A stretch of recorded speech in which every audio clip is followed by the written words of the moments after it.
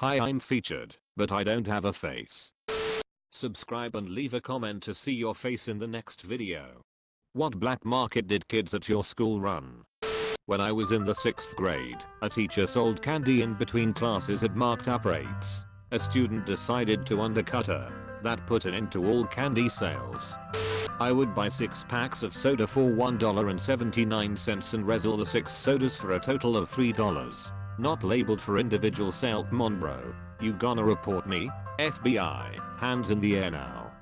MP3s and CDRs were just becoming available. A guy I knew made a killing on mixed CDs. Every week he circulated forms to fill out where you selected the songs you wanted on the CD. The newest hits were on the top and changed weekly. The rest of his library filled the rest of the form, and there was a space for requests. He'd deliver your disc the following week. He seriously made bank for a couple years until everybody started getting their own songs from LimeWire or whatever. I don't know what he's doing now, 20 years later, but I don't doubt he's successful. Edit, just as a bit of an aside, since a few responses have mentioned LimeWire, when this guy started doing it in HS, the only real avenues for music sharing were Usenet groups and Ike. I had 2 brothers in my school who did this in 7th and 8th grade. They were the only ones with a CD burner and they crushed it, $5 a pop. And a lot of times they'd just burn whatever rap was popular or shit they both liked. But at the time, I especially had no other access to that shit as we didn't have cable TV or high-speed internet, so it was a hot commodity. This girl Danielle convinced my best friend and I, along with some other people, that she could forever change the taste of saliva in our mouth. So that our saliva would taste like watermelon, cotton candy, bubble gum, etc. forever. She made us wait a couple days so we could really think about what flavor we wanted in our mouth forever. For example, she would tell us, are you sure you always want everything you eat to have a hint of watermelon? Anyways, after a couple days and we picked a flavor, she charged us money. I can't remember how much, but it was probably $0.50 or something. She made us chew on all this crazy stuff like paper clips, erasers, and other things. Obviously our saliva never changed flavor and she stopped this. But I worked at Starbucks a couple years ago in my hometown and she came in and didn't even recognize me, and all I could think about was how that girl had me chewing on paper clips. Nintendo games. Some kid sold them off for like 10 or 15 bucks a pop. I don't know where he got them from, but he said he just told his dad what he wanted and his dad would get it for him. He'd ask for the same ones over and over, and it didn't matter. He'd end up with 5 copies and he'd just sell 4 of them. Either the kid was the most spoiled brat in history, or his dad was straight up stealing them anyhow. Anyways, I could never get any. I had a Sega, but I remember that kid making a killing in grade 3. A kid in my school used to sell stupid amounts of porn tapes for $10. We found out later that his dad had paid for some porn channels and I guess he never noticed his son had them open in his room. He would buy empty tapes and just hit record until the tapes were full. I know I bought at least 10 of them. This was in the 90s. That guy was making a shit ton of money. He would bring a backpack full of tapes almost every day and leave school with it empty. Easily he was making $200 a day when he emptied his bag. Cuban sandwiches straight out a duffel bag before school. They were bomb, cheap and way better than the lunch in the cafeteria. I went to a private high school with a strict dress code, ties, belt, etc. So I bought a bunch of ties and belts from a thrift store and ran a lucrative rental business out of my locker. Silly bands. I remember a kid made like $50 one day. This was late middle school for me. They were so highly coveted in our school that if you had rare ones, you'd rather shoot yourself in the foot than give them away. I remember the fantasy pack was rare and came with bands shaped like a genie and unicorn and that shit. I only knew like 2 kids that had that pack and everyone was gagging to trade with them. Of course that didn't happen. So effectively, in the inner workings of my middle school, a caste system was created from fucking rubber bands. All silly bands are equal, but some are more equal than others.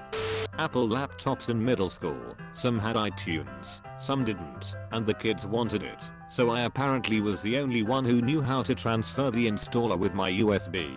I put it on everyone's laptop for gifts, favors, etc. in return.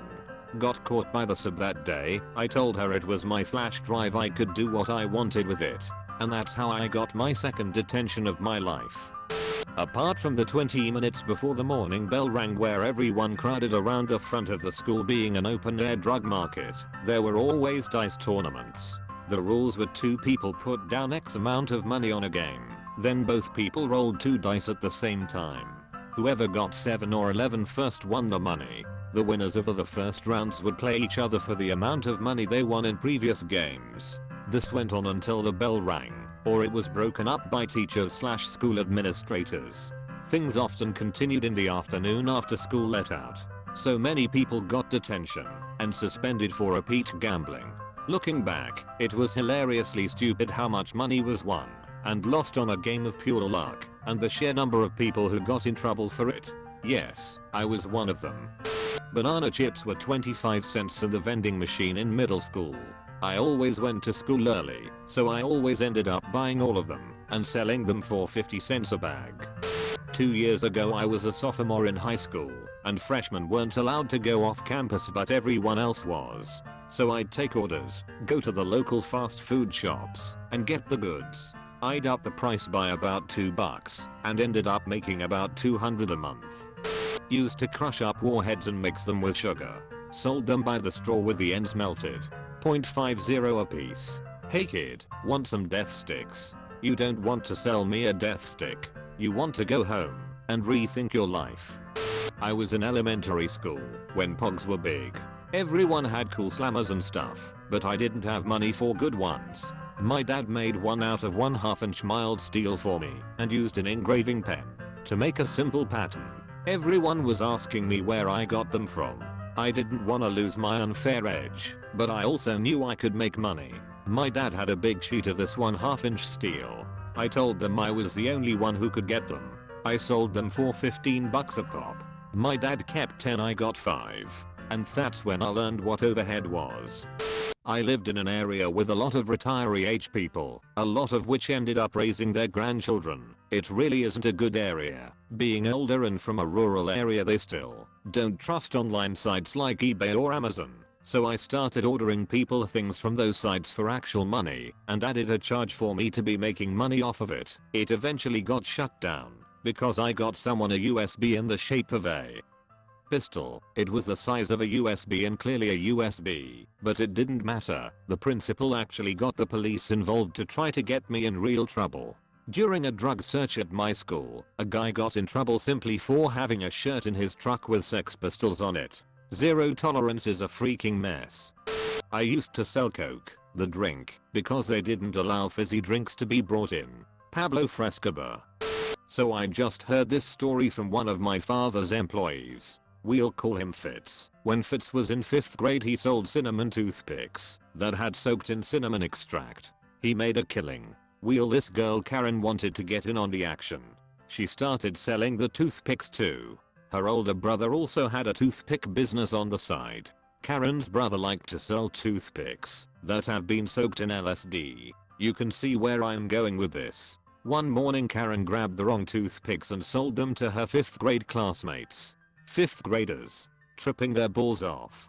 Fitz told me everyone was sweating profusely, and a few children began to cry late into the day. Local sheriff was called, and the whole thing fell on Fitzy. 5th grade Fitz was like, fuck this, Karen's brother is a druggy weirdo and Karen sells toothpicks. The school settled with giving both student 2 weeks of in-school suspension. IDK, what happened to the brother? At my school they took all sweets out of the vending machines and replaced them with healthy snacks. In the local town there was a sweet shop where you could buy a kilo of mixed sweets for £5. So every week I would go there and buy 1 pound of small paper bags and spend the Sunday night before school repackaging them all ready for the week ahead. Come Monday I would go into school and load my bag up every day, selling the bags for 50p. Marbles were big at my primary school. Real big.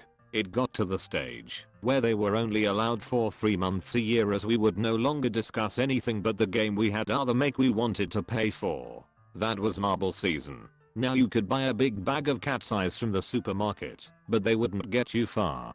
To play the high stakes games, you needed a spec egg, a glitter bomb, a tidal wave or something exotic. but those suckers were pricey. Us poor kids couldn't afford those things, so we secretly gambled our marbles through the year, so when marble season opened, we had amassed enough marbles to really be ahead of the game.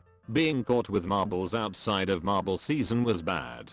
Real bad. One kid got 5 strokes of the cane. This being so, it was a big risk to hide in the shadows of the trees and sling those little glass balls about. Not only did it hone your skills for the season start, but you got good at taking the shot and then acting nonchalant. Marbles were currency. You could trade lunches with them or buy time on playground equipment. There was a good reason they banned marbles at my school. We turned it into some sort of mafia shit.